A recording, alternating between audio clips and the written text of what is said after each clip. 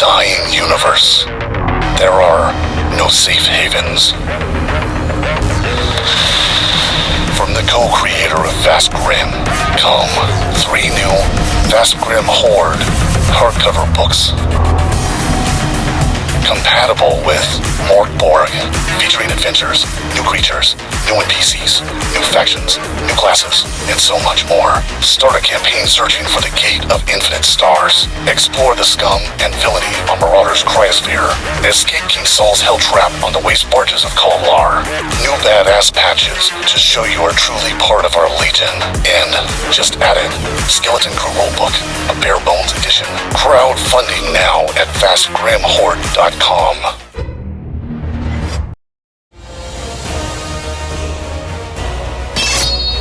Deathbringer here. Like, subscribe, hit the bell icon, and sign up for the Deathbringer RPG newsletter below. Welcome to Dungeon Craft. I'm Professor DM, and this channel is about independent and homebrew tabletop role-playing games. And today we're looking at Neon Skies by William Buchanan, aka Wyloch of Wyloch's Armory. And if you like reviews of independent games, you want to subscribe to this channel, hit the bell, and click all to get all our videos. You can also support the channel on Patreon. Patrons get access to my GM's notebook, an exclusive Discord, tons of bonus video content, and as always, thanks to all the patrons who make this content possible. Full disclosure, this is not a paid review, but I playtested this game at Mace in, I think, 2022. So let's take a look. Neon Skies is 232 hardbound, slick pages. This is a test print copy, so there are a few things that are to be decided. Art is fantastic. Look at this splash page. Like, it's hard to believe this is an independent product. It's so good. So this preface, this is Wyloch's manifesto. What he wanted was a game where the character sheets fits on a single page. I wanted a game that felt diegetic. That's SAT language for a game that stays in the narrative, as opposed to stepping out to worry about mechanics. I wanted a game with no classes or bounds on character design, which allowed for character creation in under 15 minutes. What is a TTRPG? All right, let's get into it. We start out with some sample characters, which I really love. Here's Burke Montrose. Each character has 3 prime statistics: your mind, your soul, and your body. We also have a strain, which is the type of person you are. Humans come in different strains. Some are psionics, some are jacked up cyber warriors, others are socialites like Jax. And I'll show you how to play quick. So you can see that Burke has a number of talents here. When he wants to make an attempt, he's going to roll 2 dice. And for each level of talent you have checked off, you're going to add an additional die. So when it comes to firearms, Burke has 3 ranks, which means he rolls 5 dice when using firearms. And he has to get 1 6 in order to hit.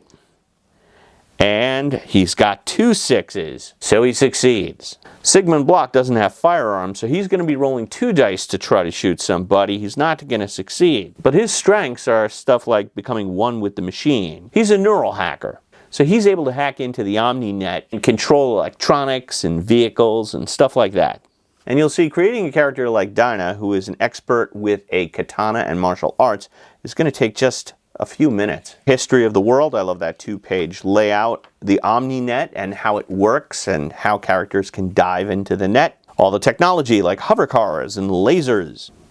The Infused, which are, I think, cyborgs. And the Awakened. These are people that have some sort of psychic ability. This game takes place at the point of singularity. That's where humans and machine become one. A lot of concepts unique to this world, like cyber cafes and data storms. We have some in-game fiction here to set the tone. Lots on the world. It takes place in Rook City. And Rook City has different sections, which are pretty much cities unto themselves. Transportation, the different boroughs. The Rook, Arcadia, Delmont, Downtown, Slumtown. And each different area has its own locations, movers, shakers, organization like the Ladder and the police department, as well as megacorporations. If you're familiar with neuromancers, here megacorporations rule everything.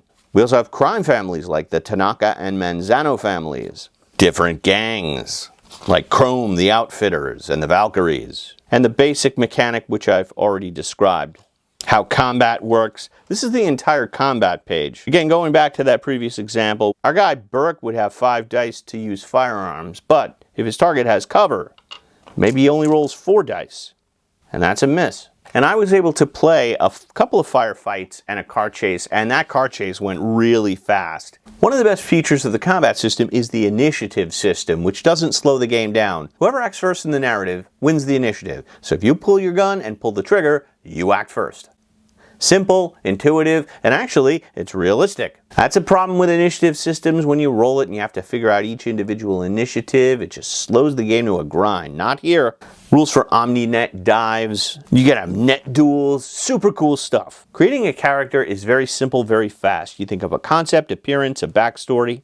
Pick a strain of human. Assign your body, mind, and soul. You got 3 pools, cyber, knack, and tough. Cyber is your cyber score. That's how well you do digital stuff. Tough is how well you do physical stuff. Pick a lifestyle for your character and then gear them up. And there is a lot of gear here. We'll get to that though after talents. The talents are very simple and self-explanatory, and they're accompanied by an example of play. So you got things like ace hacker, close combat, dual wielding, firearms, martial artists, one with the machine, stealthy, perceptive, stunt driver. Then you have the psionic talents like kineticism, precognition, and telekinesis. Very Minority Report vibes here. Now, Wyloch is an engineer by trade, so you get a lot of love in the equipment section. They don't just have guns and different types of guns. They have different brands of guns, like Patriot Tech, Apex, Dowser, Tactron, and Union Tooling. And some guns do static damage, and some you roll the damage, like 2d3. Keep in mind your body only has 3 or 4 points, so you don't want to be shot. But this is really cool stuff for you gearheads out there. Someone had a lot of fun illustrating these. Designer drugs and how they work, as well as biographs. These are cyber enhancements, like you can get a Furiosa arm, jack up your brain, and more examples of NPCs and player characters. But I've gotten in trouble for showing too much of review copies, so my overall impressions. Neon Skies is outstanding. It's dripping with atmosphere. Character creation is fast and easy, but you can customize that character and make whatever you want. It's heavily influenced by Neuromancer by William Gibson. And because people are going to ask, the obvious comparison is Cyberpunk. And that is a great game. I would say Neon Skies is faster. The D6s, roll a 6, you do it, is so intuitive and fast. It leads to a very narrative-based, very seamless game. And if that is what you're looking for in your Cyberpunk, Neon Skies may be for you.